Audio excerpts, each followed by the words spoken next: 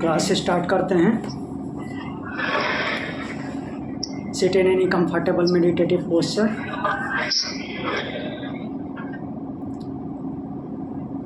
ओम श्री परमात्मने नमः। ओम श्री परमात्मने ओम श्री परमात्मने नमः। अथ प्रश्नोपनिषद। अथ प्रश्नोपनिषद। तृतीय प्रश्न। आज चतुर्थ करेंगे ना, पहले शांति पाठ कर लेते हैं, उसके बाद शांति पाठ। शांति पाठ। शांति पाठ। चलिए शांति पाठ देखते हैं।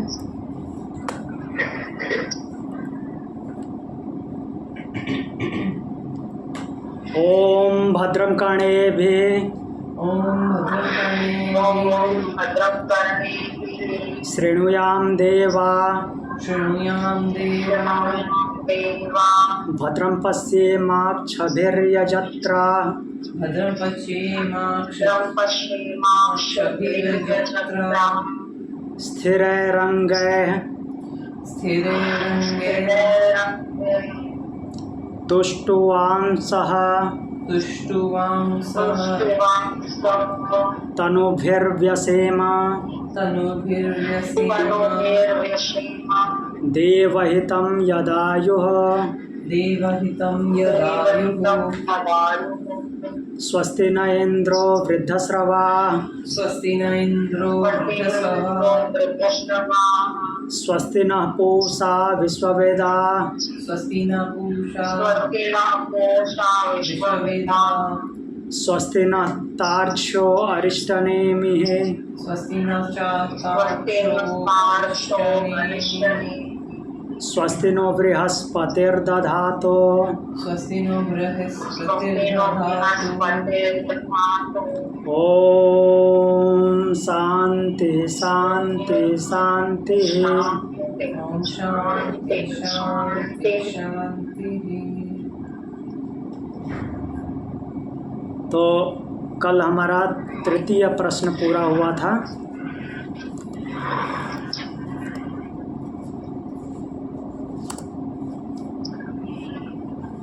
तृतीय प्रश्न में हमने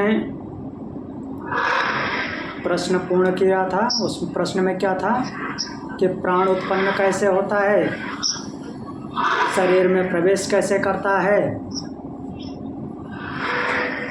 और 5 भाग में विभक्त होकर के उसको धारण कैसे करता है, फिर बाह्य जगत और अंतर जगत को कैसे धारण करता है, ये प्रश्न था। उस सबको महर्षि पिप्पलाद ने अच्छे से उत्तर दिया और अंत में समराइज भी कर दिया। जो जो प्रश्न पूछे थे उसका ये उत्तर है और दोनों से कंपेयर भी कर दिया, पिंड से ब्रह्मांड से। यथा पिंडे तथा ब्रह्मांडे, यथा ब्रह्मांडे तथा पिंडे। जैसा पिंड में है वैसा ही सब कुछ ब्रह्मांड में है, जैसा ब्रह्मांड में है वैसा ही सब कुछ पिंड में है। तो अब चलते हैं हम चतुर्थ प्रश्न पे।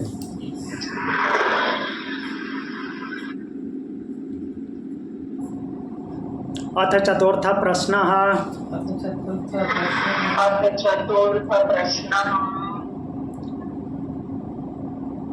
अथ हैनं शौर्यायणी गार्ग्य पप्रच्छ भगवन्ने तस्मिन् पुरुषे कानि स्वपन्ति कान्यस्मिन् जाग्रति कतर एष देवः स्वप्नान् पश्यति कस्य तत्सुखं भवति कस्मिन्नु सर्वे संप्रतिष्ठिता भवन्तीति। तो इस चतुर्थ प्रश्न में शौर्यायणी गार्ग्य गार्ग्य गर्ग गोत्र में उत्पन्न होने वाले सूर्य के वंशज, सूर्य वंश में गर्ग गोत्र में उत्पन्न होने वाले प्रश्न पूछ रहे हैं। ऋषि हैं, महर्षि पिप्पलाद से पूछ रहे हैं। देखते हैं क्या पूछ रहे हैं। अथ ह एनम, पढ़ लेते हैं। चलिए पढ़िए मेरे पीछे पीछे। अथ हैनम शौर्यायणी गार्ग्यः पप्रच्छ पप्रच्छ भगवन्ने तस्मिन् पुरुषे भगवन्पुरुषे कानि स्वपन्ति तानि स्वपन्ति कान्यस्मिन् जाग्रति कान्यस्मिन् जागृति कतर एष देवः कतर एष देवः स्वप्नान् पश्यति स्वप्नान् पश्यति कस्यैतत् सुखं भवति कस्यैतत्सुखं भवति कस्मिन्नु सर्वे सम्प्रतिष्ठिता भवन्तीति कस्मिन्नु सर्वे प्रतिष्ठिता भवन्तीति अतः एनं गार्ग्यशौर्यायणी पप्रच्छ। उसके पश्चात, किसके पश्चात? तीसरे प्रश्न के समाप्त होने के पश्चात जो गर्ग गोत्र में उत्पन्न होने वाले सूर्यवंशी ऋषि हैं, उन्होंने महर्षि पिप्पलाद से प्रश्न पूछा, हे भगवान, एतस्मिन् पुरुषे, इस पुरुष में अर्थात इस जीवात्मा में, कानि स्वपन्ति, कौन कौन सोते हैं, अस्मिन् कानि जागृति, और इसमें कौन कौन जागते हैं, कौन कौन सोते हैं। और जब ये सोता है, जो सोते हैं, तो उनमें से अभी कौन कौन जागते रहते हैं। ऐसा कतर देव स्वप्नान पश्यति, और उनमें से कौन कौन स्वप्न देखता है। एतत् सुखम कस्य भवति, और सुख का अनुभव कौन करता है, किसको सुख का अनुभव होता है। सर्वे कस्मिन् नु संप्रतिष्ठिता भवन्ति इति, और ये सबके सब किसमें प्रतिष्ठित हैं, किसमें स्थित होते हैं, किसका आश्रय लेते हैं। इति, यह मेरा प्रश्न है। एक बार फिर से देखिए, तीसरा प्रश्न समाप्त हुआ। उसके पश्चात चौथा प्रश्न पूछ रहे हैं। गर्ग गोत्रीय सूर्यवंश में उत्पन्न होने वाले ऋषि महर्षि पिप्पलाद से पूछते हैं कि भगवान, इस पुरुष में अर्थात इस जीवात्मा में कौन कौन सोता है, और जब ये सोते हैं तो उसमें से भी कौन कौन जागते रहते हैं, और इस जीवात्मा में कौन कौन स्वप्न देखता है, और कौन है जो सुख, कौन है जो सुख का अनुभव करता है। सुख का अनुभव किसको होता है। और ये सबके सब, ये जितने भी हैं, सोने वाले, जागने वाले, स्वप्न देखने वाले, सुख का अनुभव करने वाले, ये सबके सब किसमें प्रतिष्ठित होते हैं, किसका आश्रय लेते हैं। यह मेरा प्रश्न है। क्लियर?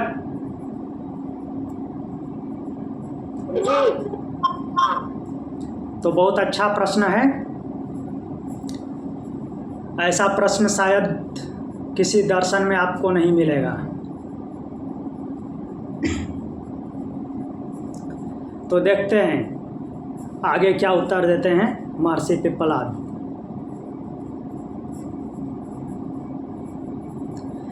तस्मै स होवाच यथा गार्ग्य मरीचयोर्कस्यास्तं गच्छत्वा सर्वा एतस्मिन् तेजोमण्डल एकीभवन्ति ता पुनरुदयतः प्रचरन्त्येवं हा वै तत्सर्वं परे देवे मनस्येकीभवति तेन तर्ह्येष पुरुषो न शृणोति न पश्यति न जिघ्नति न रसयते न स्पृशते नाभिवदते न दत्ते नानन्दयते न विसृजते नेयायते स्वपीतित्याचक्षते। चलिए पढ़ते हैं। तस्मै स होवाच तस्मै सहोवाच यथा गार्ग्य यथा गार्ग्य मरीचयोर्कस्यास्तम्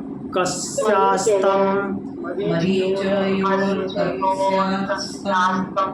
गच्छतः गच्छतः सर्वा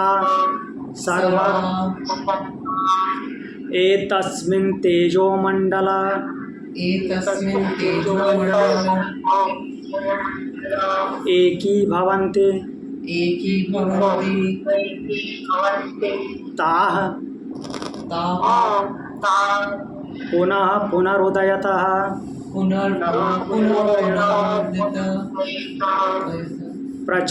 प्रचरन्त्येवं हा वै तत्सर्वं परे देवे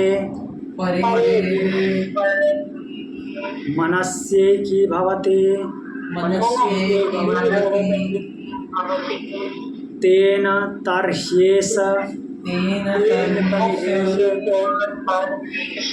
पुरुषो न शृणोति न पश्यति न जिघ्रति न रसयते न स्पृशते नाभिवदते नादत्ते नानन्दयते न विसृजते नेयायते स्वपीतित्याचक्षते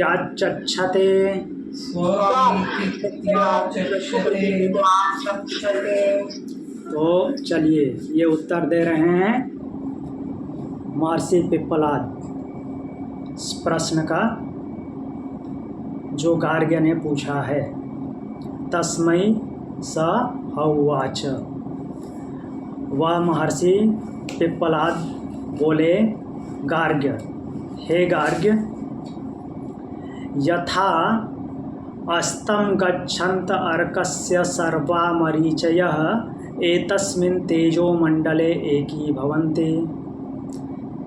जैसे सूर्य अस्त होता है, सूर्य का एग्जाम्पल लिए हैं, ध्यान देना है, सूर्य का एग्जाम्पल लेके बता रहे हैं। जैसे जब सूर्य अस्त होता है तो सारी किरणें उसमें समाहित हो जाती है, ऐसा लगता है ना, जो फैला हुआ था सारी किरणें विस्तारित हो रही थी दोपहर में, वो शाम को जब अस्त होता है तो एक लाल गोला बन जाता है, उसमें सारी किरणें समाहित हो गई, ऐसा अनुभव होता है। तो मरीचया शब्द जो आया, मरीच मतलब कि वो किरणों के लिए आया है, सूर्य के प्रकाश के लिए। तो जब सूर्यास्त होता है तो ऐसा आभास होता है कि जैसे सारी किरणें उसी में समाहित हो गई, उसके तेज मंडल में एक हो जाती हैं। उदयता ता पुनः पुनः प्रचरन्ति, और जैसे ही उदय होता है फिर से प्रसारित हो जाती हैं, उनका प्रचार प्रसार फिर से हो जाता है, फिर से फैल जाती हैं। हा एवं वै तत्सर्वं परे देवे मनसि एकीभवति। ठीक वैसे ही जैसे सूर्य के अस्त होने से सारी किरणें उसमें समाहित हो जाती हैं, ऐसा महसूस होता है, और जैसे ही उदय होता है तो सारी किरणें फिर से फैल जाती हैं। वैसी ये घटना होती है कब?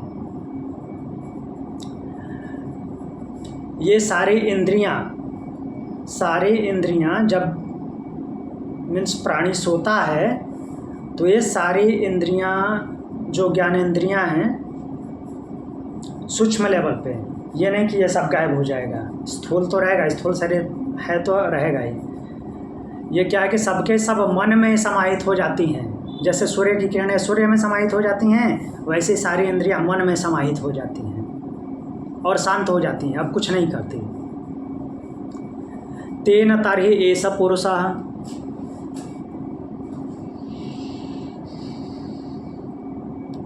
बोल रहे हैं कि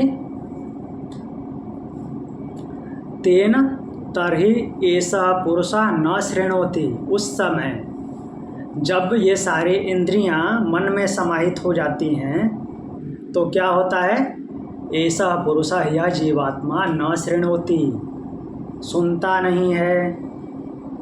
जब कोई सोता है तो उसको सुनाई देता है, नहीं सुनाई देता। ये बता लेता हूँ, उसके बाद क्वेश्चन कीजिएगा, बीच में नहीं अभी।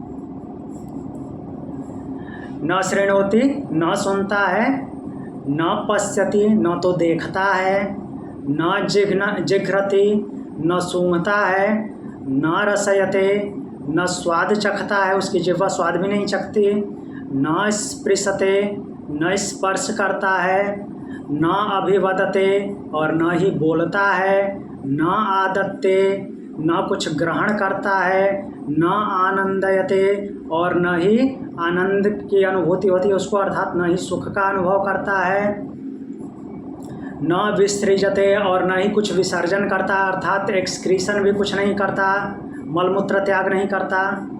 सारे कर्मेंद्रियों ज्ञानेंद्रियों सबकी बात कर रहे हैं, ये सबकी सब मन में समाहित हो जाती हैं।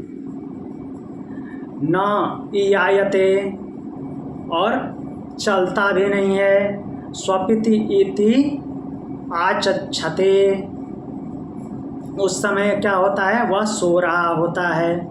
जब सोता है तो सारी इंद्रियां, सारी ज्ञानेंद्रियां, सारे कर्मेंद्रियां मन में समाहित हो जाती हैं और यह घटना वैसे ही होती है जैसे सूर्य के अस्त होते ही, सूर्य के अस्त होने के समय सारी किरणें सूर्य में समाहित हो जाती हैं और जैसे ही उदय हो जाता है पुनः सूर्य की किरणों का प्रसार हो जाता है। तो वैसे ही जब जीवात्मा सोता है, अर्थात यह प्राणी सोता है, तो ये सारे ज्ञानेंद्रियां और कर्मेंद्रियां मन में समाहित हो जाती हैं और जैसे ही जगता है उनका फिर से प्रसार हो जाता है। तो जब सोता है तो क्या क्या होता है, न तो सुनता है, न देखता है, न सूंघता है, न स्वाद लेता है, न स्पर्श करता है, न बोलता है, न ही कुछ ग्रहण करता है, न ही आनंद का अनुभव करता है, अर्थात उसको सुख भी नहीं होता, न विसृजते और कुछ भी उसके शरीर से बाहर भी नहीं निकलता, मीन्स एक्सक्रीटरी सिस्टम भी काम नहीं करता। न ईयायते, न चलता है, क्यों, क्योंकि उस समय स्वपिति इति आचक्षते, वह सो रहा होता है। आज इति मीन्स ऐसा है, ऐसा कहा जाता है या ऐसा ही है। अब पूछिए, किसी को प्रूफ पूछना है, कुछ संदेह है कि कैसे नहीं सुनता है, कैसे नहीं देखता है, या और कुछ कैसे नहीं करता है, कुछ संदेह है कि नहीं रात को तो ऐसा सोते समय भी हो जाता है, किसी को कुछ पूछना है? सर ये पहले प्रश्न का उत्तर है क्या? हाँ, कौन कौन सोता है? तो सारे ज्ञानेंद्रियां कर्मेंद्रियां सब सोती हैं, ये पहले प्रश्न का उत्तर है। जी बोलिए। So this is like death now. हाँ, दिस इज लाइक डेथ। तो बट जो डेथ है, डेथ इससे ऊपर की अवस्था है। ये जो है अभी सोने की अवस्था है, इससे ऊपर स्वप्नावस्था आएगी और उससे ऊपर सुसुप्ति की अवस्था आएगी। तो डेथ लाइक सुसुप्ति अवस्था। बट डेथ और सुसुप्ति अवस्था में अंतर ये है कि वहाँ पे प्राण नहीं होता है और यहाँ पे प्राण होता है। सुसुप्ति में भी प्राण होता है। क्लियर? Yes. जब हम सो रहे होते हैं स्वप्नावस्था आती है तो कर्मेंद्रियां या ज्ञानेंद्रियां तो फिर किसकी अवस्था से आता है? हाँ, वो अभी प्रश्न का उत्तर आएगा, एक एक करके महर्षि प्रश्न देंगे। ठीक है, इसमें से कुछ पूछना है तो पूछिए कि ये जो सुनना, देखना, सूंघना, स्वाद लेना, ये सोते समय होता है नहीं होता है? अगर किसी को संदेह है इसमें। सोते समय ये सब कुछ दिखाई देता है, खाना पीना भी होता है, स्वाद नहीं दिखता, कलर दिखता है, भाई ऐसा कुछ था। नहीं, तो ये किसकी वजह से होता है? सोते समय कुछ नहीं होता, वो स्वप्न की अवस्था है जो आप बात कर, स्वप्न में देखने की बात कर रहे हैं ना। हाँ, वो स्वप्न अवस्था के आगे आगे उत्तर देंगे। अभी नॉर्मल सोते समय इन इंद्रियों को, ज्ञानेंद्रियों से कुछ होता है, कर्मेंद्रियों से कुछ होता है, नहीं होता। किसी को संदेह हो जाता है, डाउट हो जाता है, नहीं मेरे शरीर पर से कुछ गुजरेगा, वो तो पता चल ही जाएगा, वो स्पर्श का अनुभव होगा, कोई ज़ोर से चिल्लाएगा तो मैं सुन लूँगा, नहीं सुनाई देता, नहीं स्पर्श होता। वो जो स्पर्श होने का अनुभव हुआ और जो सुनाई दिया, उससे पहले आप जग गए, पहले आप जगे तब सुनाई दिया, पहले आप जगे तब स्पर्श का अनुभव हुआ, सोते समय नहीं हुआ था। ठीक, आगे बढ़ते हैं।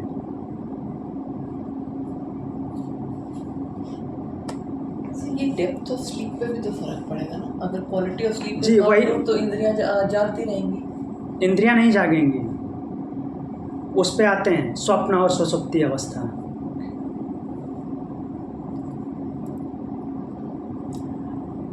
इंद्रियां नहीं जागती हैं, वो आपको जो एक्चुअल में फीलिंग होता है उससे पहले आपका जागना होता है, पहले जागे तब वो फील हुआ कि ऐसा कुछ हुआ।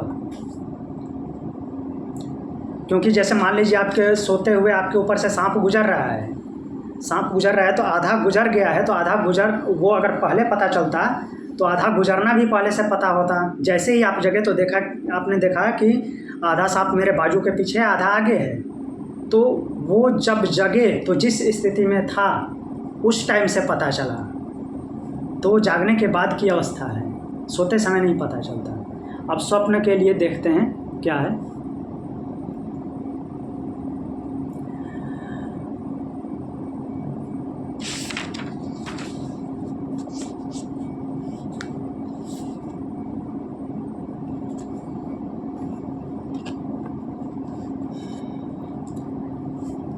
तो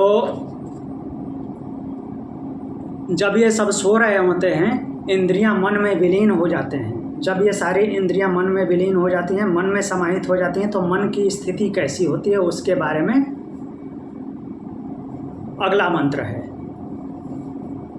प्राणाग्नय एवैतस्मिन् पुरे जाग्रते गार्हपत्यो हवा एषो अपानो व्यानो अन्वाहार्यपचनो यद्गार्हपत्यात् प्रणीयते प्रणयनादाहवनीयः प्राणः। चलिए पढ़ते हैं। प्राणाग्नय एवैतस्मिन् पुरे जाग्रते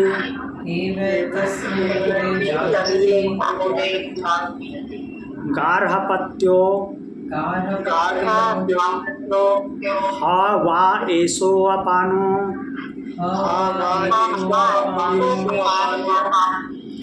व्यानो अन्वाहार्यपचनो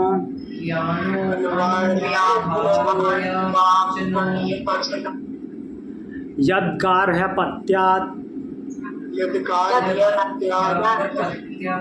प्रणीयते प्रणयनादाहवनीयः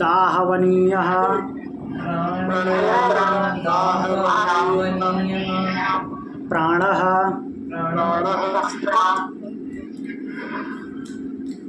तो देखिए, अब इंद्रियां जब सो रही हैं, मीन्स इंद्रियां जब मन में समाहित हो गई हैं, तो दूसरा प्रश्न क्या था, कौन कौन जागता है?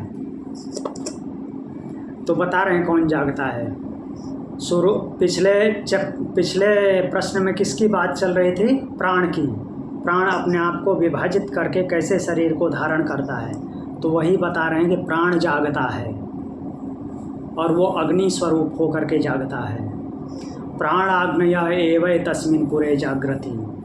इस पुर में अर्थात इस शरीर में, इस शरीर रूप नगर में प्राणाग्नय एवं जागृति। प्राण जो ये पंच प्राण है, प्राण जो अपने आप को पांच भाग में बांट करके शरीर को धारण किए हुए है, यही प्राण रूप अग्नि जागती रहती है, वो अग्नि रूप होकर के जागता रहता है, अर्थात ऊर्जा प्रदान करता है। हा ऐसा अपाना वै गार्हपत्य अग्नि, ये थोड़ा सा कॉम्प्लिकेटेड है, इसको वेदों से जोड़ करके उत्तर दिया है। क्या क्या होता है, अब यहाँ पे यज्ञ की बात आ रही है। अग्नि, पंच प्राणों को अग्नि का स्वरूप बताया है, बहुत ज़्यादा कठिन नहीं है, पिछले वाले प्रश्न से लिंक करेंगे, आसानी से समझ में आ जाएगा। तो इस शरीर रूपी नगर में पंच प्राण, जो पंच प्राण रूपी पंच प्राण है, वही अग्नि के रूप में जागता है।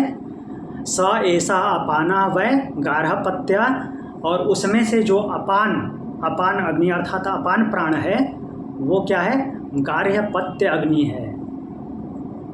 गार्हपत्य अर्थात गृहपति की अग्नि। अब देखते हैं इसमें गार्हपत्य अग्नि और कौन कौन सी अग्नि बोल रहे हैं, क्यों बोल रहे हैं। व्याना अन्वाहार्य पचना, और जो व्यान है वो अन्वाहार्य पचन नामक अग्नि है। गार्हपत्यात् यत प्रणीयते आहवनीय, और जो गार्हपत्य अग्नि पहले बोल चुके हैं ना किसको, अपान को, अपान गार्हपत्य अग्नि है। और गार्हपत्य अग्नि यत प्रणीयते, प्रणय के समय प्रणीयते अर्थात प्रणय विवाह के समय जो उठाकर ले जाई जाती है, वो फिर क्या है, आहवनीय अग्नि, आवाहन अग्नि है। प्रणयनात् प्राणः, और वो उठाकर ले जाई गई है, इसलिए वो प्राण है, प्राण रूप है। तो देखते हैं क्यों ऐसा बोल रहे हैं। यहाँ पे पंच प्राणों को उन्होंने अग्नि की उपमा दी है, अग्नि समझ करके रखा है कि अग्नि रूप में वो जागती है। कौन कौन जागता है, तो ये पंच प्राण जागते हैं।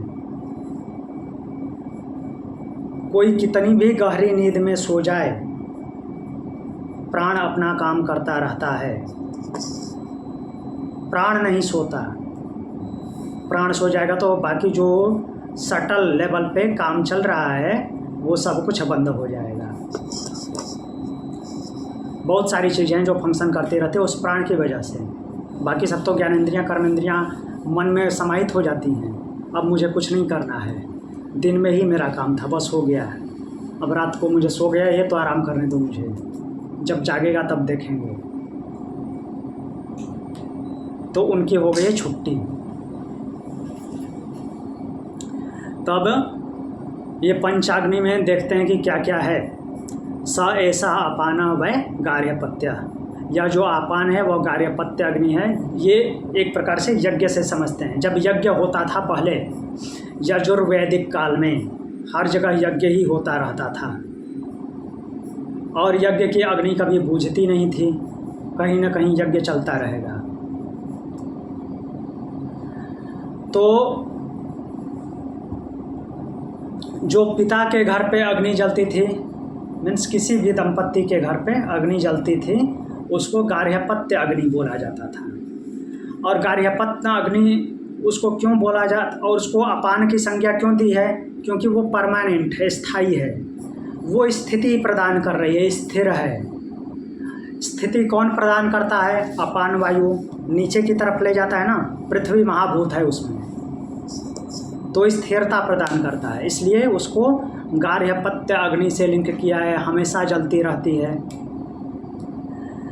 व्यान अन्वहार्य पचना अग्नि, और जो पाचन का कार्य करती है,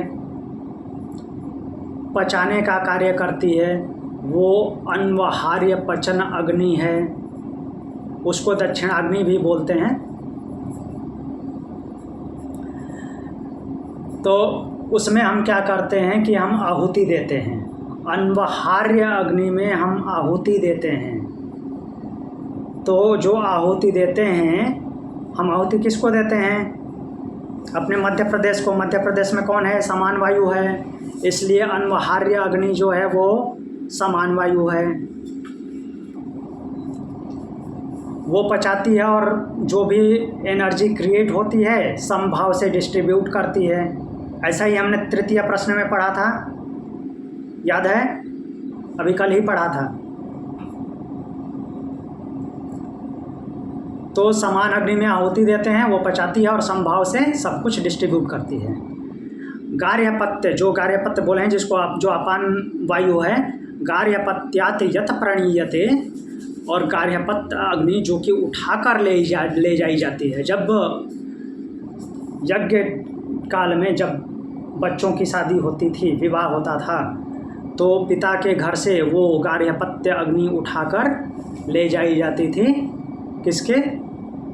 वो जो दामाद जी होते थे उनके घर पे। तो गार्हपत्य यत प्रणीयते, वो उठाकर ले जाई जा रही है। आहवनीय, तो इसलिए वो आहवनीय अग्नि हो गई, आवाहन किया गया है उसका, उसको उनके घर से बुलाया गया, अर्थात उठा के ले जाया गया है। तो प्रणयनाथ मीन्स प्रणयन हुआ है, विवाह के समय गई है, या फिर उसका मूवमेंट हुआ है, ऐसे बोल सकते हैं। तो वो क्या है कि वही प्राण है, क्योंकि वो कभी समाप्त नहीं होता, कभी सोता नहीं है। एक जगह जल रहा था, वहाँ से जलते हुए ही दूसरे जगह पहुँचा, अर्थात वो जागृत अवस्था में है। तो 3 अग्नि के माध्यम से 3 प्राणों की यहाँ पे बात की है, और ये प्राण जाग रहे हैं। प्राण ही जागते हैं जब इंद्रियां सो जाती हैं। तो उसमें अपान वायु गार्हपत्य अग्नि बताया है उसको, व्यान वायु अनवहार्य पचन अग्नि, और जो प्राण है, खुद प्राण जो कहाँ पे, आँख नाक कान मुख इनका कंट्रोलर है, वो आहवनीय अग्नि है। क्लियर हुआ? स्पेशली अपान समान ये तो क्लियर हो ही गया होगा। अपान जो है स्थिति प्रदान करती है, तो जैसे हमेशा जो अग्नि जलती रहती है वो है। और आहवनार्थ, जिससे खाना पचता है, खाना बनता है। नॉर्मल क्या होता है कि पहले ज़माने में अग्नि घूमती थी, ये फास्फोरस वाला माचिस का तिल्ली नहीं था कि जला लिए। आग जलाने के लिए बहुत मेहनत करनी पड़ती थी, या तो लकड़ी रगड़नी पड़ती थी या पत्थर रगड़ना पड़ता था। तो इसलिए इतना मेहनत रोज़ रोज़ कौन करे?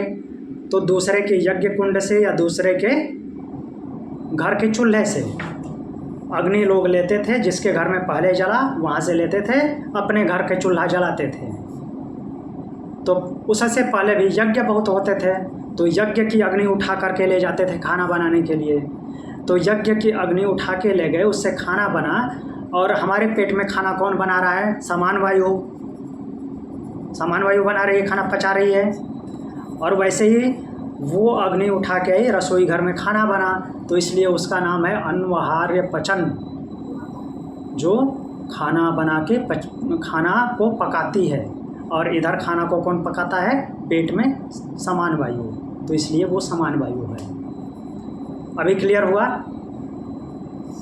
लेकिन सर यहाँ पे व्यान लिखा है। कहाँ पे? हाँ सॉरी व्यान, हाँ सॉरी मैंने गलती से समान बोल दिया, व्यान है। लेकिन सर एक्चुअल में आपने जो बोला वो तो गलत है ना? नहीं रुकिए बताता हूँ मैं, 1 मिनट। हाँ मैं बताता हूँ व्यान क्यों है यहाँ पे, गलती से मैंने बोल दिया। व्यान इसलिए है क्योंकि वो चारों तरफ मूव कर रही है। समान को देखेंगे, समान का और कोई लक्षण है। यहाँ पे जो अनवहार्य अग्नि है वो व्यान है। वो इसलिए व्यान लगाया है यहाँ पे क्योंकि वो एक जगह से दूसरी जगह मूवमेंट कर रही है। दूसरे के यहाँ से उठ के आई और दूसरे के यहाँ पे वो प्रज्वलित हुई। तो जैसे व्यान शरीर में चारों तरफ मूवमेंट कर रहा है। थैंक यू क्लियर कराने के लिए। अपान तो क्लियर हुआ। अपान स्थिरता प्रदान करता है, इसलिए वो गार्हपत्य है, एक जगह स्थित है। और वहाँ से जो अग्नि उठाकर ले जाई गई है तो जैसे शरीर में चारों तरफ मूवमेंट हो रहा है व्यान का, वैसे ही वो मूव कर रही है एक जगह से दूसरी जगह, तो वो व्यान है। और जो मूव करके दूसरी जगह गई तो वो फिर वहाँ पे प्रज्वलित है, तो वो प्राण है। समान का क्लैरिफिकेशन देखते हैं आगे क्या लिख रहे हैं। इन दोनों को देख लेते हैं तो समझते हैं। हाँ, दक्षिणायन है ना उसका दूसरा नाम? दक्षिण अग्नि, यस, दक्षिण की अग्नि। दक्षिण।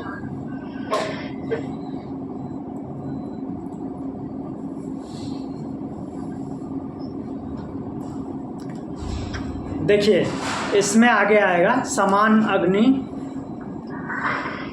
इसमें आ रहा है यदुच्छ्वासने श्वासावेतावाहुति समं नयतीति स समानः मनोह वाव यजमान इष्टफलमेवोदानः स एनं यजमानमहर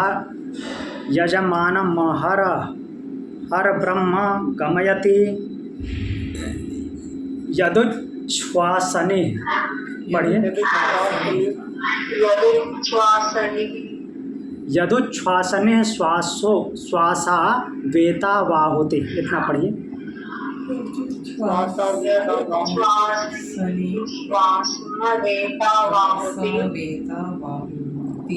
समम नयतीति स समानः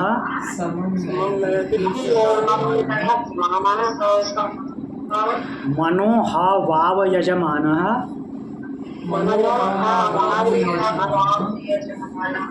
इष्टफलमेवोदानः स एनं यजमानं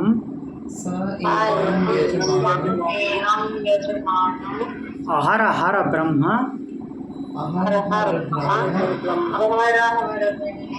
गमयति। तो पिछले मंत्र में 3 वायु की बात हुई थी, इसमें 2 वायु की बात हो रही है, 2 प्राण की बात हो रही है। यदुच्छ्वासने श्वासो वेता वाहुति समम नयति स समानः। जो उच्छ्वास है और निश्वास है, जो प्राण हम ले रहे हैं और छोड़ रहे हैं, उच्छ्वास और निश्वास, ऊर्ध्वगामी वायु और अधोगामी वायु, मीन्स प्राण और अपान, इन दोनों को क्या कर दिया? आहुति दे दी। तो वो क्या हुआ? प्राण और अपान की आहुति दे दी, तो वो समान हुआ। मीन्स ऊर्ध्वगामी और अधोगामी, जो वायु ऊपर की तरफ मूव हो रही थी और जो वायु नीचे की तरफ मूव हो रही थी, उसको बैलेंस कर दिया, उसको स्थिर किया, तो वो क्या बन गई? समान, अर्थात मध्य भाग की अग्नि बन गई, जो हमारे पेट में खाना पचा रही है। तो यहाँ पे हमने आहुति दी है, सॉरी जो पिछले में मैंने बोल दिया था। तो यहाँ पे आहुति दी, तो इसको समान समभाव से नयति इति स समान, समभाव से उसको पचा करके समभाव से डिस्ट्रीब्यूट कर रही है पूरे शरीर में। तो नयति इति समानः, इस प्रकार से समान भाव से पहुँचाने के कारण उसका नाम समान है। प्राण और अपान मीन्स उच्छ्वास और निश्वास को हमने बैलेंस किया और उसकी आहुति दे दी, कहाँ पे? समान वायु में। उसको बैलेंस कर दिया तो बीच में समान वायु क्रिएट हो गई, और समान वायु भोजन पचाती है, भोजन पचा करके वो समभाव में जो भी ऊर्जा क्रिएट हुई उसको डिस्ट्रीब्यूट करती है, इसलिए वो समान कहलाती है। और फिर क्या है? हा मनः वाव यजमानः, और जो मन है जिसमें सारी इंद्रियां समाहित हुई हैं सोते समय, वो उस यज्ञ वेदी पे कैसा काम करता है? यजमान का, मन जो है यजमान का काम करता है, मन ही यजमान है। यजमान क्या करता है? सारी व्यवस्था देखता है, जो भी यज्ञ में जो सामग्री लगनी है उसका जुगाड़ यजमान करता है। यजमान ही यज्ञ करवाता है, सब कुछ ला करते वही देगा। तो मन ही यजमान है। इष्ट फलम एव उदानः, और यज्ञ करने से जो इष्ट फल प्राप्त होता है, यज्ञ करने से जो हमने आहुति दी और समान वायु ने पचाया, उससे जो ऊर्जा बनी, जो फल प्राप्त हुआ, तो वो फल जो प्राप्त हुआ वो फल क्या है? उदान है। उस फल को उदान कहेंगे। अब यहाँ पे समान और उदान में कंफ्यूज नहीं होना है। समान का काम क्या था? केवल पचाना। अब उदान को फल क्यों बोला जा रहा है? डिस्ट्रीब्यूट तो समान कर रहा है, उदान को क्यों फल बोला जा रहा है? फल इस भाव से बोला जा रहा है क्योंकि हमने पिछले अध्याय में पढ़ा था कि हृदय की 101 नाड़ियाँ, 101 नाड़ियों के 100 शाखाएँ, 100 शाखाएँ, प्रत्येक की 100 शाखाएँ, और प्रत्येक शाखाओं के 72,000 उपशाखाएँ, उसमें से एक नाड़ी ऊपर की तरफ जाती है जिसमें उदान वायु प्रवाहित करता है, उदान प्राण प्रवाहित होता है, उदान प्राण विचरण करता है। और वह उदान प्राण ही प्राणी के कर्मों के हिसाब से, प्राणी के कर्मों के अनुसार पुण्य कर्मों के फल को पुण्य लोकों में ले जाता है। मीन्स जो लोग पुण्य कर्म किए हैं उनको पुण्य योनियों में लेकर जाता है, पाप कर्म करने वाले को पाप योनियों में लेके जाता है, और पाप पुण्य जो दोनों मिश्रित करते हैं उनको पाप पुण्य मिश्रित योनियों में लेके जाता है। तो इसलिए जो फल प्राप्त हो रहा है उसको उदान बोला जा रहा है, क्योंकि वहाँ पे भी फल प्राप्त हुआ था। फल प्राप्त हुआ है तो उदान ही तो उसके परिणाम के अनुसार उसको गति दे रहा है, जहाँ पे जाना है उसको स्थापित कर रहा है। तो इसलिए इसको उदान बोला गया है। जो इष्ट फल प्राप्त हो रहा है यज्ञ के बाद वो उदान है, और वह उदान ही यजमानः अहः अहः ब्रह्म गमयति। अहः हमने पढ़ा था पहले, अहर्निशम दिन रात, तो वही अहः है। अहः मीन्स दिन। तो इस यजमान को यह उदान प्राण अहः अहः दिन दिन प्रतिदिन ब्रह्म गमयति, ब्रह्म के पास लेकर जाता है। जब ये सारी इंद्रियां सो रही होती हैं, शुरू से देखते हैं, ध्यान दीजिएगा। ये 2 श्लोक बहुत घुमा के बोले हैं, 2 मंत्र, लेकिन बहुत गूढ़ रहस्य है इसमें। पहले बताएं कि सोता कौन कौन है। तो सारी इंद्रियां, कर्म इंद्रियां और ज्ञान इंद्रियां मन में समाहित होकर के सो जाती हैं। जागता कौन कौन है? पंच प्राण अग्नि के रूप में जागता है। उसमें एक अपान है जो स्थिरता प्रदान करता है, दूसरा व्यान है जो विचरण करता है पूरे शरीर में, वैसे ही जैसे कि गार्हपत्य अग्नि जो है, अवहानार्थ अग्नि, हाँ, गार्हपत्य अग्नि जो है उठाकर ले जाई जाती है, और वो अवहानार्य पचन अग्नि एक जगह से उठाकर ले जाई जाती है, दूसरे के यहाँ चूल्हा जलता है, खाना पकता है, वो विचरण करती है, इधर इधर मूव करती है, इसलिए वो व्यान वायु का रूपक है। तीसरी वो मूव होके गई है लेकिन समाप्त नहीं होती, वो वहाँ पे जैसे जीवित मीन्स जागृत अवस्था में थी वैसे ही जागृत अवस्था में दूसरी जगह भी पहुँची है, तो इसलिए वो प्राण है। अब आगे आते हैं, आगे यहाँ पे हाँ एक कमेंट है सर, जब हम आयुर्वेद में कहते हैं कि उदान वायु विशिएटेड हो जाती है तो उससे एक तो स्लीप की प्रॉब्लम आती है और दूसरे रिजिडिटी बताते हैं हम आयुर्वेद में कि इंसान में रिजिडिटी आ जाती है, इन सेंस की स्टकनेस ऑफ द माइंड आ जाती है। तो उड़ान अगर विशिएटेड अगर ठीक से उड़ान नहीं चल रही तो इसका कैसे कनेक्शन बैठेगा कि ठीक से वो उसमें आहुति नहीं जा रही है इसलिए। और उस जैसे बच्चों अगर कोई बच्चे बहुत स्टक हो, बहुत ज़िद्दी हो, तो उसको इन्वर्जन्स कराते हैं हम कि चलो इसकी उड़ान वायु ठीक हो जाएगी, तो उसका इससे तो, क्या कनेक्शन? हाँ, उड़ान वायु वहाँ पे स्टक हो रही है, रुक रही है। इसको हम वो जो वायु के साथ बाकी महाभूत जो लिंक होते हैं, क्योंकि जो भी वायु है, प्राण वायु है या कोई भी नॉर्मल वायु है, वायु 5 भाग में विभाजित है, आयुर्वेद के हिसाब से भी 5 भाग में विभाजित है, सेम यहाँ पे भी विभाजित हो रही है। और हर एक वायु के साथ कोई ना कोई महाभूत है। जैसे अपान वायु है, अपान वायु नीचे की तरफ मीन्स स्थिरता प्रदान कर रही है, उसके साथ कौन महाभूत कनेक्ट होगा? पृथ्वी महाभूत, पृथ्वी महाभूत होगा। ज्ञान वायु पिछले ही चैप्टर में हमने पढ़ा था, जब ब्रह्म से वो उसको मीन्स प्रकृति से कनेक्ट करके बता रहे थे, यथा पिंडे तथा ब्रह्मांडे। तो ज्ञान वायु में किस वायु को बताए थे? सामान्य हवा जो विचरण करती रहती है पूरे ब्रह्मांड में, वो ज्ञान है, ऐसा ही बताया था। तो वायु प्लस वायु जो होगी वो ज्ञान है, वायु प्लस पृथ्वी अपान है, वायु प्लस वायु ज्ञान हो गई। और जो हाँ ये जो विचरण करती है ज्ञान समान, समान कौन होगी? यहाँ पे अग्नि है तो वायु प्लस अग्नि समान हो गई। अभी कौन कौन सी बच रही है? उड़ान और एक और है ना सर, समान तो आकाश है ना, पिछले वाले इसका बोल रहे हैं ना, पिछले वाले प्रश्न के हिसाब से ना। हाँ जी, तो समान आकाश है जो संपूर्ण आकाश में, हाँ संपूर्ण वायु आकाश में, पूरी जो वायु आकाश में विचरण कर रही है। हाँ तो आकाश में विचरण कर, जी सही है। तो ज्ञान हो गई वायु प्लस आकाश। एक बार वहाँ पे आ जाते हैं, रुकिए।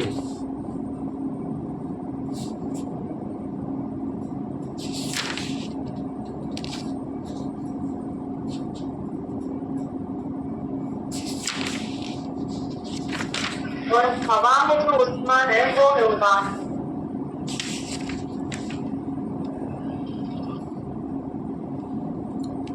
आदित्यो ह वै बाह्य प्राणा उदयत्ते ह्ये चाक्षुषा प्राणम मनिग्रहणाना पृथिव्यां च देवता सहसा पुरुषस्य पानः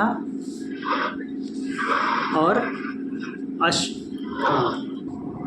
अष्टभ्यंतरा यदाकाश स समानु वायुर्व्यानः। तो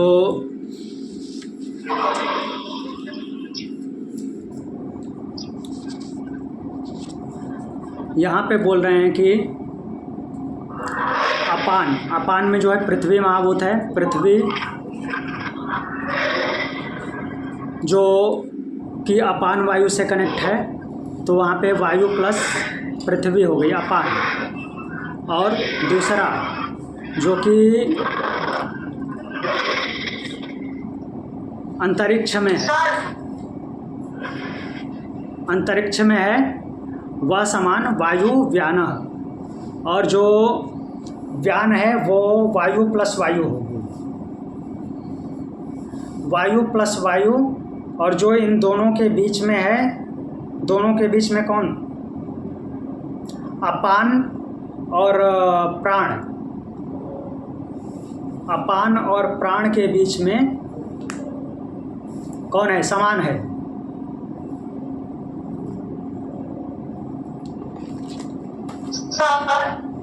सर कल आपने बहुत सिस्टमेटिक बताया था, मैंने नोट किया है, बताओ तो आप चेक भी करना सही है कि नहीं। एक बार पढ़िए।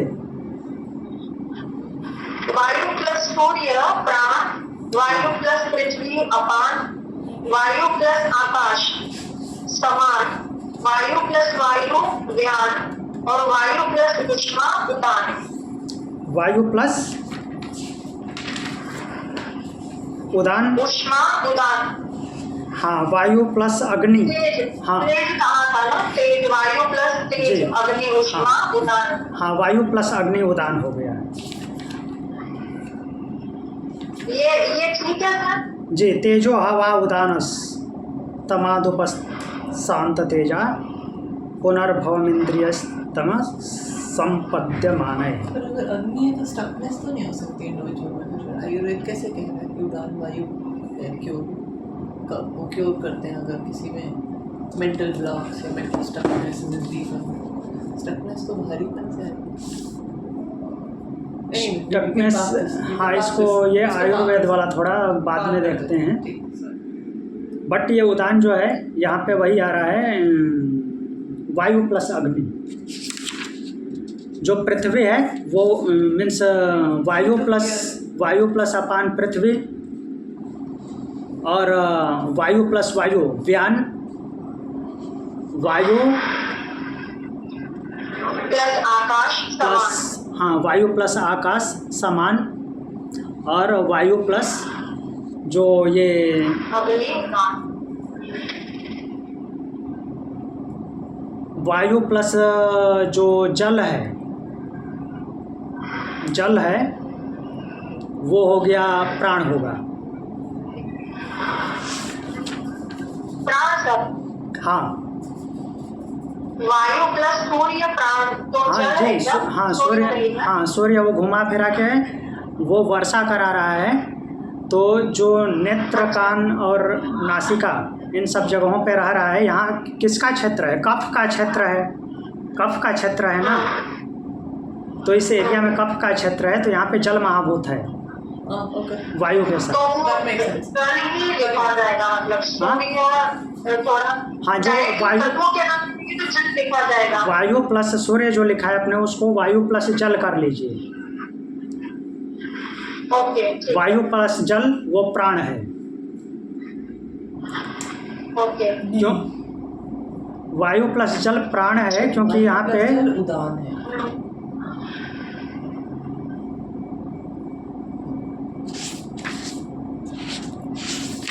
अभी आ जाते हैं मूल टॉपिक पे। इसको पाप कर, आयुर्वेद की उदान वायु को पाप कर। सर अभी ये जो श्लोक चालू है, इसमें समान को उन्होंने कुछ अग्नि का नाम नहीं लिया है क्या? जैसे ऊपर वाले 3 अग्नि के अलग नाम दिए, गार्हपत्य, अन्वहार्य, आहवनीय। ऐसे समान को कोई नाम नहीं दिया है उन्होंने? नहीं, समान को नाम नहीं दिया है। अग्नि जो है 3 ही प्रकार की होती है, इसलिए 5 के लिए अलग अलग नाम नहीं आएगा। जो यज्ञ की अग्नि होती थी वो 3 ही प्रकार की होती थी। गार्हपत्य अग्नि, पहली अग्नि है गार्हपत्य अग्नि, और जो दूसरी अग्नि है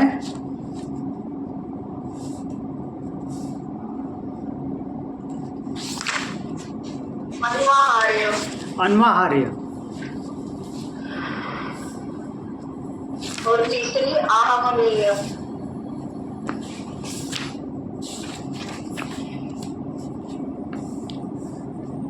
पहली अग्नि गार्हपत्य अग्नि, दूसरी अन्वाहार्य पचन अग्नि, और तीसरा आहवनीय अग्नि।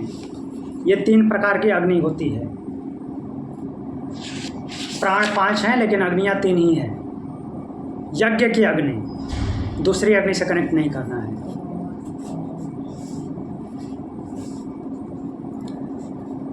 तो उन 3 अग्नियों से किसको लिंक किए हैं? वो प्राण को, व्यान को और अपान को। वो अग्नियों को लिए हैं समझाने के लिए, बाकी तो प्राण, अपान और व्यान है। वो विचरण करती है अग्नि, इसलिए विचरण करने के लिए उन्होंने व्यान को लिया है। बाकी हम जब आहुति देते हैं तो वो किसको? प्राण और मीन्स जो उच्छ्वास वायु है और निश्वास वायु है, प्राण और अपान को बैलेंस कर देते हैं तो हमारा खाना सही से पचता है। जब प्राण और अपान बैलेंस नहीं होंगे तो ये समान में आहुति जो है वो ठीक से नहीं पड़ेगी भी तो ठीक से पचेगी नहीं, और उसका रिजल्ट सही नहीं आएगा। तो जैसा रिजल्ट आता है, जैसा परिणाम आता है, उस परिणाम के साथ उदान वायु जो है, जिसको हमने पढ़ा था कि उदान वायु एक नाड़ी से ऊर्ध्वगमन करती है, ऊपर की तरफ जाती है, तो अब वहाँ से जोड़ते हैं कि वो ऊपर की तरफ कर्मों के हिसाब से, कर्मों के अनुसार लेकर के जाएगी, और वो उदान वायु क्या करेगी? इस यजमान को, यजमानम अह, यजमान कौन है? मन। अब यहाँ पे मन को अंतःकरण चतुष्टय के साथ लेना है। मन, बुद्धि, अहंकार, चित्त, अर्थात सूक्ष्म शरीर को। जब प्राणी सो रहा होता है तो सारी इंद्रियां किस में विलीन हो गई? मन में। और मन किसका द्योतक है दूसरे रूप से? सूक्ष्म शरीर का।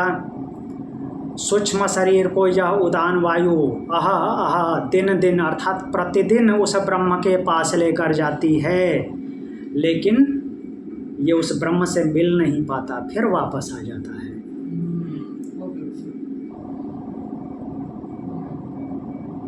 ब्रह्म से मिल नहीं पाता।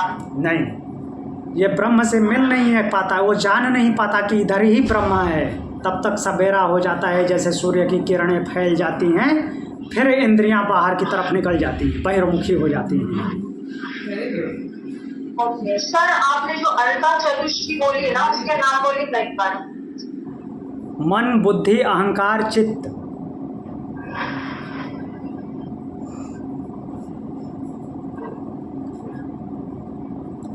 और इन चारों को कंबाइंड रूप से मन बोला जाता है। जैसे कि प्राण, अपान, व्यान, समान, इन सभी पंच प्राणों को कंबाइंड रूप से प्राण बोला जाता है। इनका अधिष्ठाता कौन है? मालिक कौन है? प्राण है। वैसे ही अंतःकरण चतुष्टय का स्वामी कौन है? मन। वो भले ही जब वो विस्तार पाता है तो मन जो है बुद्धि के नीचे आ जाता है, लेकिन ऐसे वो मन ही बोला जाता है। सर ये जो है ना, मतलब आहुति दी जाती है मन को, मन यजमान है। मन को आहुति नहीं दी जाती है, समान में आहुति दी जाती है। मन यजमान है। यजमान वो होता है जो सारी व्यवस्था करता है यज्ञ की, क्या क्या चाहिए होती है सामग्री। तो उसको फिर ब्रह्मलोक में भेजता है। ये क्या है सर? ये समझ में नहीं आ रहा। जो वही तो बताया, सूक्ष्म शरीर की उपमा क्यों दी, एक बार फिर से देखते हैं।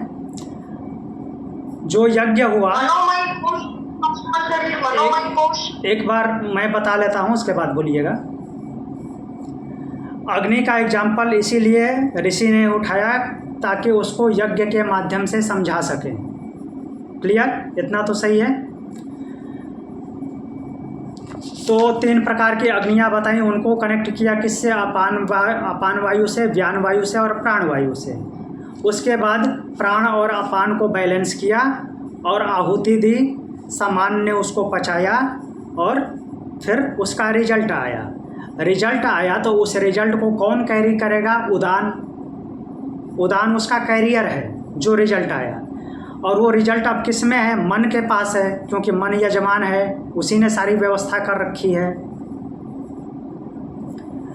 तो रिजल्ट मन के पास है और मन को उदान वायु लेकर के जाएगा। उदान वायु उसका कैरियर है। उदान वायु मन को लेकर के जाएगा, अर्थात सूक्ष्म शरीर को लेकर जाता है। किसके पास लेकर जाता है? उस ब्रह्म के पास, परमात्मा के पास। कब लेके जाता है? आहा प्रतिदिन लेके जाता है, रोज रोज लेके जाता है, किसी पार्टिकुलर समय में नहीं, रोज रोज लेके जाता है। जब ये सारी इंद्रियां सो जाती हैं, जब ये सारी इंद्रियां कार्य करना बंद कर देती हैं, ज्ञान इंद्रियां, कर्म इंद्रियां उस मन में समाहित हो जाती हैं, ये सारे सो जाती हैं, तो उस समय उदान वायु उनके परिणाम के साथ मन को उस ब्रह्म के पास लेकर जाता है, अर्थात सूक्ष्म शरीर को प्रतिदिन उस ब्रह्म के पास लेकर जाता है। लेकिन यह मन अर्थात सूक्ष्म शरीर ये जान नहीं पाता कि मैं ब्रह्म के पास आ गया हूँ, और तब तक फिर क्या हो जाता है? सूर्योदय हो जाता है। तो सूर्य की किरणें जैसे बिखर जाती हैं, फिर से प्रकाशित हो जाता है सूर्य, वैसे ही मन की इंद्रियां फिर से अपने बहिर्मुखी हो जाती हैं, मन से निकल करके बहिर्मुखी हो जाती हैं। मीन्स प्रकृति में विलीन, प्रकृति के सब कुछ प्रकृति में लिप्त हो जाती हैं, प्रकृति के सारे कामकाज में वो लिप्त हो जाती हैं। तो जैसे ही प्रकृति में अटैचमेंट हुआ, अब वो ब्रह्म कहाँ मिलने वाला? जब समाहित थी, थोड़ा और एफर्ट किया होता तो शायद जान जाता। ये उसी तरह से है जैसे कि किसी व्यक्ति ने अपनी ज़मीन में खजाना गाड़ रखा है, खजाना किसी और ने गाड़ा होगा, किसी पूर्वज ने और या किसी और ने, उसकी ज़मीन है, उस पर वो खेती करता है, वहाँ जाता है, रोज़ हल चलाता है, वहीं पे पेड़ के नीचे सोता है, खाना पीना खाता है, आराम करता है, और उसके पीठ के नीचे ही वो मीन्स प्रॉपर्टी गड़ी हुई है, गोल्ड गड़ा हुआ है, लेकिन वो जान नहीं पाता कि मेरे नीचे खजाना है। सेम वैसे ही है ये। अभी बोलिए।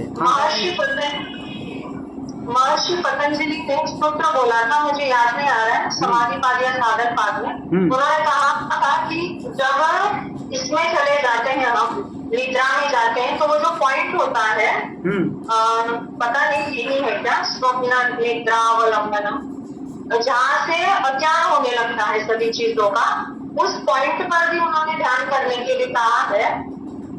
तो ये वही है क्या, मतलब उस जहाँ से हम निद्रा में प्रवेश करते हैं वहां पर अगर हम जागृत रहेंगे तो वहां से भी ऐसे कुछ तो उन्होंने, मतलब उस पॉइंट पर भी वो ध्यान करने के लिए कहते हैं ना, मुझे वो सूत्र नहीं मिल रहा है, या वही है क्या पता नहीं। नहीं, वो नहीं है, वो अलग बात कर रहे हैं। वो मीन्स चित्त को, वो चित्त को बैलेंस करने की बात कर रहे हैं, वो ये बात नहीं है। ये तो चित्त में मन सम्मिलित है ना, मन में चित्त, हाँ सम्मिलित है सब, वो कहीं जाएगा थोड़ी, वो तो प्रकृति का पार्ट है, सम्मिलित तो रहना ही है, लेकिन वो बात ये नहीं है। वहाँ पे क्या है कि अपने आप को फोकस्ड रखना है, तो वो जागृत अवस्था है, सुषुप्ति नहीं है या फिर स्वप्नावस्था नहीं है। तो इस माध्यम से हम अभी आगे बढ़ेंगे और हम इसके बाद स्वप्न अवस्था फिर सुषुप्ति अवस्था में पहुंचेंगे, और सुषुप्ति अवस्था के बाद हम यहाँ पे प्राण और रई को लेकर के आगे बढ़ रहे थे, अभी प्राण को देख रहे हैं, प्राण से अब आगे बढ़ेंगे तो फिर ब्रह्म तक पहुँचेंगे। बट अभी इस प्रश्न में ब्रह्म पे नहीं पहुँचेगा, अगले प्रश्न में पहुँचेंगे, लेकिन ब्रह्म के नज़दीक पहुँचेंगे। जैसे कि यहाँ पे फर्स्ट स्टेप में ब्रह्म के पास पहुँचा दिया, लेकिन वो ब्रह्म के पास पहुँचना ना पहुँचने जैसा है, पहुँच करके भी उसको ना जानना। तो यहाँ पे पहुँचना वैसा ही है कि पहुँचा तो है, लेकिन पता ही नहीं है कि मेरे पास में ही अभी ब्रह्मा है, पता नहीं चल पा रहा है, ऐसी अवस्था है।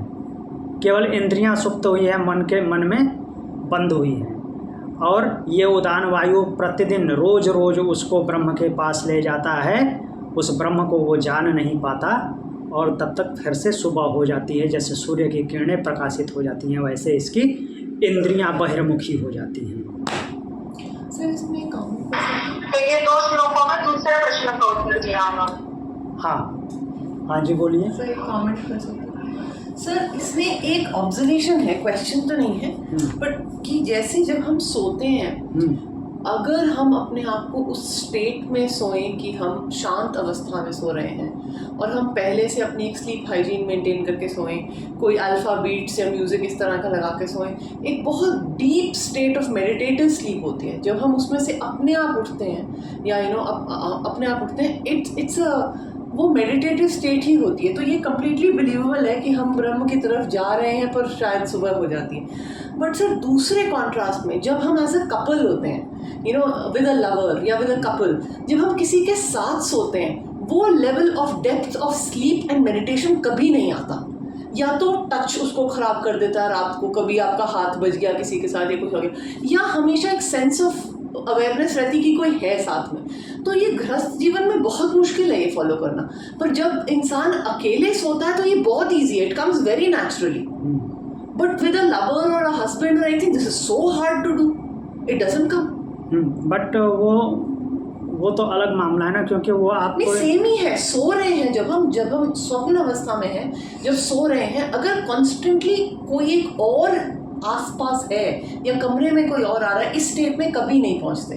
मगर अगर अकेले सोता है इंसान, ये स्टेट में पहुंचना बहुत आसान है। ये मेरी ऑब्जर्वेशन है, मेरी पर्सनल ऑब्जर्वेशन है। आई डोंट नो ज्ञानी ऋषि इसके बारे में क्या कहेंगे।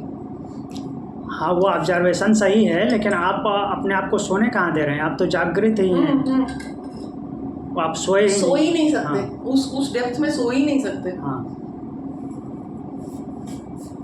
तो वहाँ पे आपकी इंद्रियां जो हैं मन में बंद हुई ही नहीं। हुई नहीं, करेक्ट करेक्ट, हो भी, हाँ, कुछ ना कुछ होता रहता है।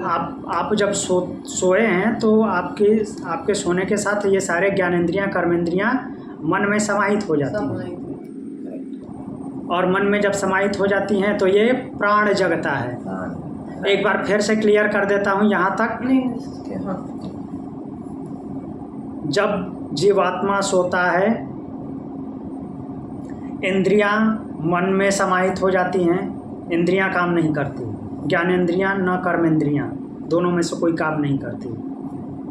देखना, सुनना, स्वाद चखना, स्पर्श करना, ये और सूंघना कुछ नहीं होता। यहाँ तक कि जो कर्मेंद्रियां हैं, हाथ, पैर, उपस्थ, गुदा, मुख, ये कुछ काम नहीं करते। जो आपको फीलिंग होती है वो जागने के बाद होती है, और जब मन में समाहित हो जाते हैं तो उस समय प्राण जग रहा होता है। पूछा है ना प्रश्न, ऋषि ने पूछा है कौन सोता है, तो बता दिए कौन सोता है, इंद्रियां सोती हैं। दूसरा प्रश्न है जागता कौन कौन है, ये पंच प्राण जागते हैं, पंच प्राण जागते हैं। अब उसके बाद अगला प्रश्न आएगा कि कौन स्वप्न देखता है, तो वो हम आगे कल देखेंगे। तो यहाँ पे पंच प्राण जागता है, और फिर साथ साथ ये भी बता दिए हैं, अपनी तरफ से वो बता दिए हैं कि मन जो है इंद्रियों को साथ में लेकर के है। इंद्रियों का तो काम खत्म हो गया, इंद्रियां सो गई, वो मन में समाहित हो गई। इसका मतलब ये नहीं कि मन सो गया, मन नहीं सोया है, आगे देखेंगे। अभी वैसे जानकारी के लिए बता देता हूँ कि वही स्वप्न देखेगा। अच्छा, इसीलिए वो अनुभव होता है जो भी स्वप्न में स्वाद का हो या जो भी हम स्वप्न देखते हैं, इससे अनुभव होता है क्योंकि वो मन में समाहित है इंद्रियां। हाँ, वो मन में समाहित हैं, और उसको कल डिटेल में देखेंगे, अभी ज़्यादा टाइम लग जाएगा। तो वो मन में समाहित हैं, और वो मन को पंच प्राणों में से जो उदान प्राण है अर्थात उदान वायु प्रतिदिन उसको ब्रह्म के पास लेकर जाता है। जैसे ही वो सोता है, मीन्स इंद्रियां सोती हैं, तो मन को लेकर के प्रतिदिन ब्रह्म के पास जाता है, लेकिन वो ब्रह्म को पहचान नहीं पाता कि ब्रह्म इधर ही है। और फिर वो फिर से सूर्योदय हो जाता है, अर्थात उसका सुप्रभात हो जाता है, और इंद्रियां फिर बहिर्मुखी हो जाती हैं, फिर वो ब्रह्म को जान नहीं पाता। तो वो लेकर के जाता है। इसका मतलब दिमाग में ये नहीं बैठा लेना है कि यहाँ मैं सोया था तो यहाँ से उड़ करके कहीं करोड़ों योजन दूर गया होगा ब्रह्म के पास। नहीं, वो इसी हृदय गुफा में उसको लेकर के गया कि ब्रह्म को पहचान लो। मतलब तो आनंदमय कोष तक जाता है क्या? हाँ, आनंदमय कोष तक उसको लेकर के जाता है। आनंदमय कोष एक्टिव कब होता है? जब कोई भी बाहरी फंक्शन ना हो, कुछ भी बाहर का घटित ना हो। तो जब इंद्रियां मन में समाहित हो गई हैं तो कुछ भी बाहर का कुछ फंक्शन होगा नहीं होगा, तो वो आनंदमय कोष तक लेकर के जाता है। लेकिन जैसे ही उस आनंद को पहचानने वाला क्या, उसको पता चलेगा तब तो कि मैं आनंद के पास आया हूँ। उसको पता ही नहीं चलता कि मैं आनंद के पास आया हूँ, तब तक फिर से सवेरा हो जाता है, फिर अन्नमय कोष में आ जाता है। सर एक मिनट, हाँ, वो जब आनंदमय कोष के पास जाता है तब वो विज्ञानमय कोष को भी क्रॉस करते हुए जाता है, इसीलिए कभी कभी स्वप्न में कुछ चीजों का ज्ञान हो जाता है हमें सडनली, तो वो उस वजह से, क्योंकि वो वहां से भी क्रॉस होता है। नहीं, उसका मामला अलग है, वो कल स्वप्नावस्था जो है उसमें बताएंगे। ओके ओके, क्योंकि वो जो बहुत ज्यादा इंटरेस्टिंग जो क्रॉस करते हुए जाना है, हाँ, प्राणमय कोष, मनोमय कोष, विज्ञानमय कोष, ये क्रॉस करते हुए जाना वो साधना की अवस्था है। ठीक है। जो मीन्स वहाँ तक पहुँच गया तो लौटना बहुत मुश्किल होता है, या अपनी गलतियों से लौटता है। ऐसा नहीं कि सुबेरा हो गया तो लौट गया। ये सवेरा हो गया तो लौट इसलिए गया क्योंकि वहाँ से वो लेकर के गया था, उदान वायु उसको लेकर के गया था। उदान वायु वैसे भी साधना में भी उदान वायु ही लेकर जाएगा, लेकिन वो साधना एक स्टेप बाय स्टेप जागृत अवस्था में वो जा रहा है, सोए हुए नहीं जा रहा है, इंद्रियों को बंद करके नहीं जा रहा है, इंद्रियों को नियंत्रित करके वो बंद किया है। यहाँ पे सोते हुए इंद्रियाँ क्लोज हो गई हैं मन के साथ, और वहाँ पे साधक ने नियंत्रित कर लिया है, इसलिए इंद्रियाँ बहिर्मुखी नहीं हो रही हैं। और यहाँ पे वो क्या है कि सो गई हैं, अर्थात जब इंद्रियाँ सो गई हैं तो वो मन में समाहित हो गई हैं, तो बाहर का कुछ हो नहीं रहा है। तो उदान भाई उसको रोज रोज ब्रह्म के पास ले जा रहा है, लेकिन इसको पता है विज्ञापन कोश का भी आएगा ना कल, कि वो बाईपास करता है कि क्या है, वो भी कल आएगा। नहीं, इसमें हम देखेंगे स्वप्न अवस्था, उसके बाद सुसुप्ति अवस्था, डीप स्लीप स्टेज, और ये और भी उपनिषदों में आएगा, इस तरह की बातें और भी उपनिषदों में आएगी। जैसे हम ओम को एक्सप्लेन करेंगे तो उसमें ये सारे स्टेज फिर से आएंगे और इससे भी ज़्यादा विस्तृत आएंगे। उसके बाद किसको एक्सप्लेन करेंगे, वो शब्द मेरा छूट गया। ओम को, अच्छा ठीक है। और फिर और जगह पे आएगा, जैसे कि ये क्या है, तैतरीय उपनिषद में भी आएगा, डिटेल में आएगा, पंचकोश वहाँ पे आएंगे। और वो शरीरों के बारे में भी आएगा, कारण शरीर वगैरह सब क्या है। कितने शरीर? नहीं, वो शरीरों के बारे में, कारण शरीर, ये हाँ जी, वो भी आएगा ना। वो स्थूल शरीर, सूक्ष्म शरीर, कारण शरीर, वो ओम के एक्सप्लेनेशन के साथ सब कंबाइंड है। ठीक है, ठीक। वैसे उसको स्थूल शरीर, सूक्ष्म शरीर और कारण शरीर इसमें भी समझ सकते हैं। जैसे जब जागृत अवस्था में थे तो वो है स्थूल शरीर, जब इंद्रियां सो गई, इंद्रियां मन में समाहित हो गई तो वो है सूक्ष्म शरीर। यहाँ पे जो हम अभी देखा हमने, पहले जब सब कुछ जागृत था तो वो स्थूल शरीर था, अन्नमय कोश में सब कुछ कार्य कर रहा था, और जब इंद्रियां मन में समाहित हो गई तो वो सूक्ष्म शरीर हो गया। ठीक, उसी को उठा करके उदान वायु ले जा रहा है ब्रह्म के पास। अब जो ये स्वप्न देखेगा वो भी सूक्ष्म शरीर ही होगा, और जब सुसुप्ति में चला जाएगा, डीप स्लीप में, तो वो कारण शरीर बन जाएगा। ठीक, इसको कल देखेंगे। हाँ, बस थोड़ा और हो गया। ओके, ठीक है। आज यहीं पे क्लास समाप्त करते हैं। ओम शांति। ओम शांति।